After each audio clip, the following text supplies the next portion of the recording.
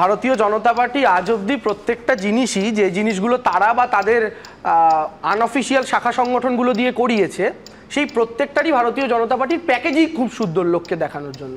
প্যাকেজিংটা ভালো কিন্তু ভেতরের প্রোডাক্টটা খাজা প্রোডাক্ট, যেটা খেলে আসলে শরীর খারাপ হয়।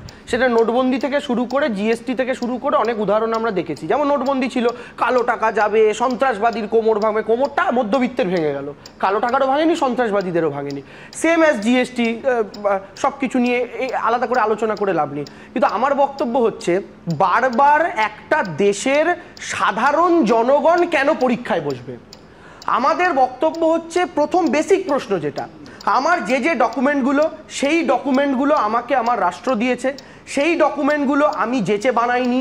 আধার কার্ড আমাকে ভারত সরকার দিয়েছে, ভোটার কার্ড আমাকে দেশের নির্বাচন কমিশন দিয়েছে, পাসপোর্ট আমাকে দেশের সরকার দিয়েছে, ড্রাইভিং লাইসেন্স আমাকে দেশের সরকার দিয়েছে। তো এই জিনিসগুলোর মধ্যে আপনি কোনোটাই গ্রহণ করছেন না, তার মানে রাষ্ট্র নিজের দেওয়া কাগজ অস্বীকার করছে।